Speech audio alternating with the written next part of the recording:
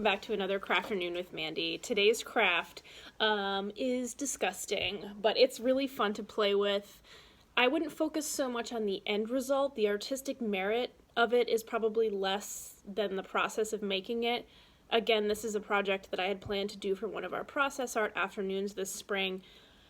And as I had mentioned in another video, process art is just really enjoying the process of creativity without really caring about what the end result looks like. And I would really stress the not caring what the end result looks like part of this particular project. What is it we're making? Today we're making puffy paint. What is it? I'll show you. Stay tuned. To make puffy paint, all you'll need is shaving cream and regular school glue. You might also want, again, some food coloring or liquid watercolor. As always, I'm using liquid watercolor. I'm going to use 4 colors.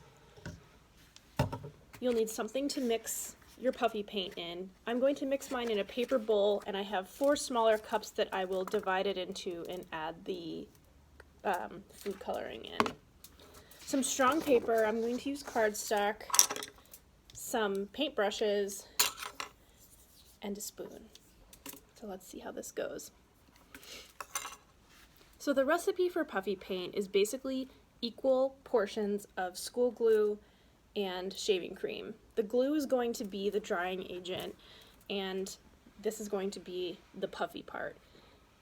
I like to add just a little less glue, a little more on the side of shaving cream than glue, because I like my puffy paint to be very puffy. It will still dry, it'll have like this foamy sort of soft texture to it when it dries. So I'm just going to start adding glue, like so. So I fill the bottom of my bowl with glue. I'm going to start with that much and then see how much I need to add once I put my shaving cream in. So here we go.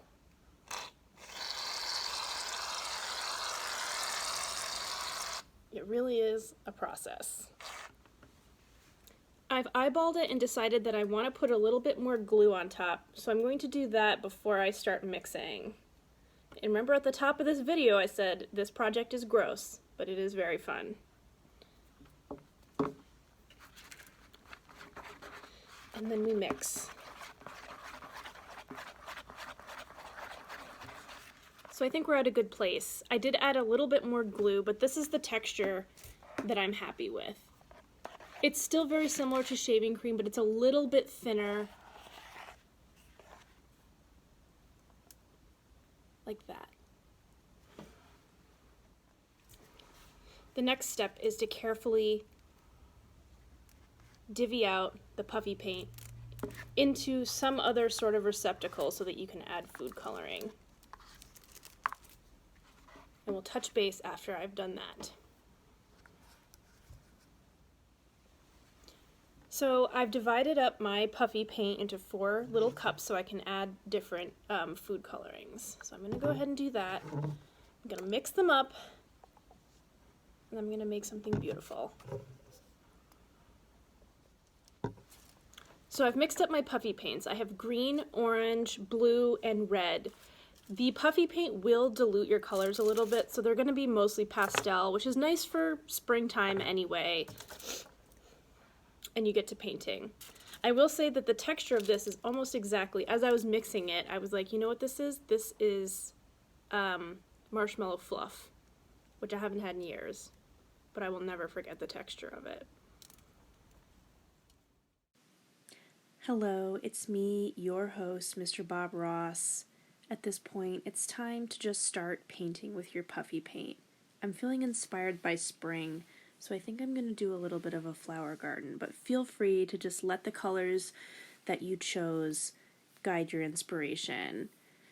If it's okay with a parent or guardian, you might choose to use your hands to administer the paint and forgo the brushes altogether for a more sensory experience. I'm still cruising along here on my painting. I got a spark of creativity and decided to mix some of the red and blue puffy paint together to make this lilac color that I'm really a huge fan of. So I'm just going to keep adding more flowers. Flowers not found in nature.